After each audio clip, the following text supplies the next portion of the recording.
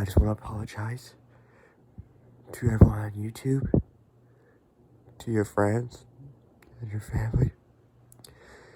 And I am so sorry. Because I just saw this movie. I'm so scared. What is that? I'm scared to close my eyes. I'm scared of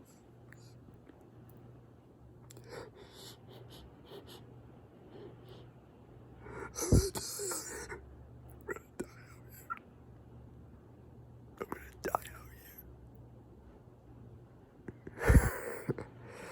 here. But anyway, it was just for fun. So anyway, I'm about to put this down right now. Alright, get all set. So, hello everyone, this is Matthew once again, and it is 9:35 p.m. here in Texas, and it's rain outside, of course. And now, since I got Shaun the Dead out of my way, as well as Stanley Kubrick's The Shining, this time we enter a horror movie that takes place in the woods, but deals with three filmmakers of Berkshire, Maryland to film a legendary witch, but then their footage was found after they were lost. The Blair Witch Project. Starring Heather Donahue, Michael Williams, Joshua Leonard, music by Tony Cora, and it's written, directed, and edited by Daniel Myrick and Eduardo Sanchez, which is definitely their first film. Now, from my history with this film, I didn't know anything about the Blair Witch Project. I don't even know the hype of this film. I don't even know anything much about it. I didn't look up anything on the internet. It was just very new to me.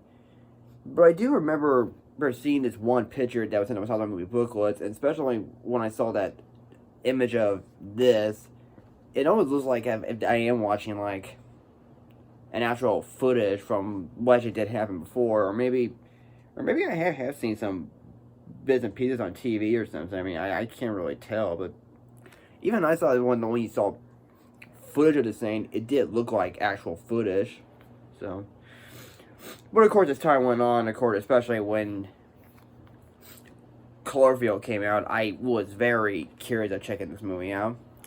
And I did. And I saw it on YouTube from beginning to end, and I saw it on Amazon, and I think I saw it on Netflix, and now here it is on Blu-ray. Which the picture quality itself is not really the greatest there is, but it's probably the best this film is ever going to look. And not only that, this movie's now officially 20 years old, and there's been some footages on YouTube that we have never seen before, such as unused footage, which I know there was supposed to be like an extended cut version of the Blair Witch Project, but Lionsgate, I don't know what they're smoking. So, Lionsgate, if you're watching this right now, we really want an extended cut version of this film. I don't care if it's 4 or 5 or 10 hours long of the amount of footage they shot. I'll watch it if it's that long, because I've always wanted to see unused footage that was never seen before. So, you can still give us this cut we all remember, but give us the extended cut version, please. I know there's many fans out there who really love this film, and I know this film is a classic. Yes, I know this film, of course, came out a year after this film that they tried to sue on. That was kind of similar to this, but it's not. But it's more like a fake documentary, and it's called The Last Broadcast, which I have never seen before. And I know that, well, found footage was not popular back then. One of them was well known, was called Cannibal Holocaust, which I don't think I have any desire to see that film. So, but anyway, without further ado, how this film came to be.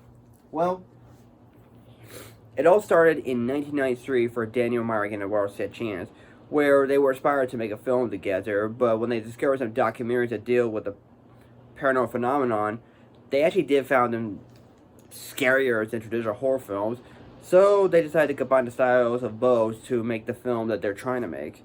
And of course, the film began on October 20th, 1997. There was no script. None.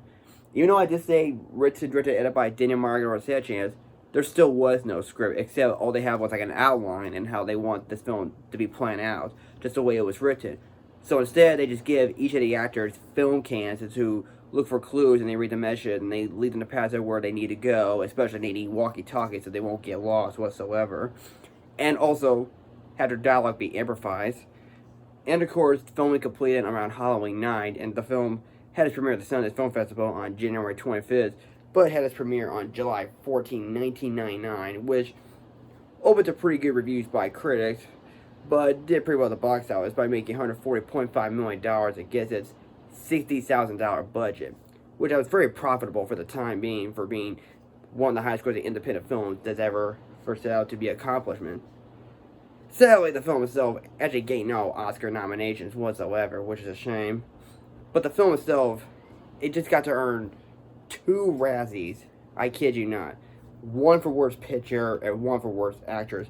But it was only able to win Worst Actress for Heather Donahue for her performance, which I don't know why. I mean, which of course, one of the reasons about this film is that when this film came out, she was receiving a lot of hate because of her association with this film, and that's why she was unable to find work.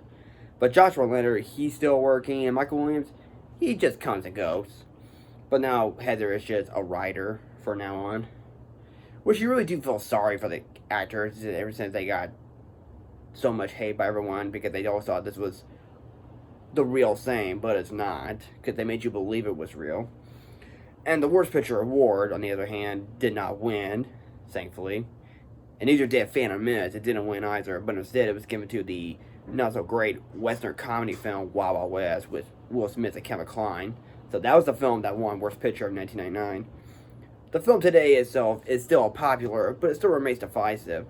But not only it was a very well-known film, it also influenced other films that deal with the found footage genre, movies like Cloverfield, the Paranormal Activity films, and Chronicle and Project Almanac. So, what can I say about Blair's project that hasn't already been said? Because I know people can say it's like a cinematic masterpiece of horror film, or just a shaky cam comedy mess. Even I will admit, I never experienced any found footage movies on the big screen before. Never in my entire life, which I'm not sure about experiencing one because I do remember when I went to go see Rebel 4's years, I do remember one of these flyers that say something about Cloverfield is similar to like a roller coaster ride, especially you will feel nauseous, especially how many times I keep, well, you know, forgive me for doing it, it's like shaking the camera around, you can't even tell what's going on. But anyway, so just had to get that out there. But anyway, the Blair's Project, it is a classic. I just watched it today in the dark, and it does give you that experience of what it's like to be in the woods alone. And these actors, Heather Donahue, Josh Leonard, Michael Williams, which of course they don't play I'm Bob, I'm Steve. They play themselves in this film with their actual names in the credits, but just acting like they were actually filmmakers, but they're not, they're actors. As if Heather Donahue was a director and Mike Williams is the sound guy and Josh Leonard is the camera guy. So, and I was very impressed with the way how this film was marketed, that they actually did treat it look like this was the real thing. Which, because I know they wouldn't make this look like the real thing, because if they started releasing like real stuff, it would have been like a snuff film. I mean, nobody wants that. And the film itself, of course, really has no music, but it does, of course, during the film's end credits, you do get that creepy atmospheric music that sounds like what's going on in the basement, especially you don't know what's really out there, especially you don't know what lies in those woods, or whether or not that was just some guy doing all the crazy stuff, or was it really a Blair Witch. And this movie itself is one of those things that actually looks really, really real. So, because this movie itself, it did look like actual footage without having any use of special effects, like a ghost or a monster or anything like that, especially time travel. This is one of the things that it felt very authentically real. And I thought the filmmakers themselves, both Myrick and Sanchez, both pulled this off really well, as they know what they set out to make this kind of film. And I know people today, when they look at it, it's like, oh, I could have done that.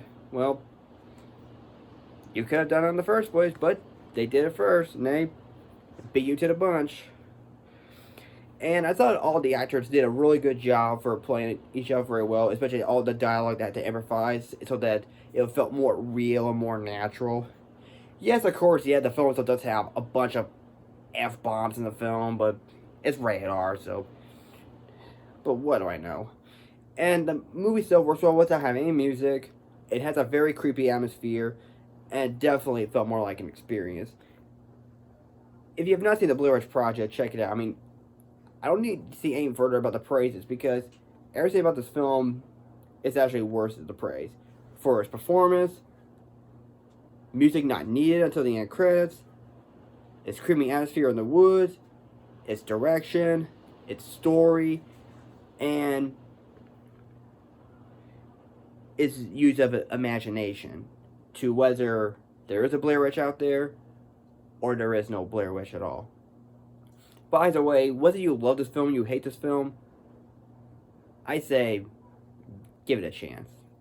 I love the Blair Witch Project very much and definitely earned itself an A+. The film itself, of course, actually did spawn sequels. One of it is like Book of Shadows, Blair Witch 2, which came out a year after this film, which I am not sure if I want to see that one because I heard it's terrible. And I know in 2016 there was another film called Blair Witch, which of course just came out of nowhere because they took the 10 Cloverfield Lane marketing by surprise. And I heard that it's sadly not that good of a movie, but there's some aspects that do say it's better than the second one.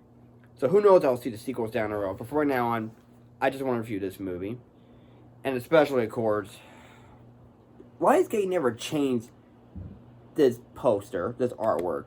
Because it's such an iconic image in a movie where you have the woods, you have the stick figure, the title, and Heather Donahue setting out to make an apology. Which, of course, it's been spoofed many times in other films. So, yeah. It's been 20 years and still is a classic movie. So anyway, that's my review of the Blair Witch Project, and let me know what you think of this video. Do you like it? Do you not like it? Let me know. Feel free to put your comments down below, and don't forget the subscribe button. So thank you for watching, take care, and next up, I'm about to review another film that came out the same year as the Blair Witch Project, but this time, I see dead people. And that's my next review. M. Night Shyamalan's The Sixth Sense. See ya. Thank you, and good night.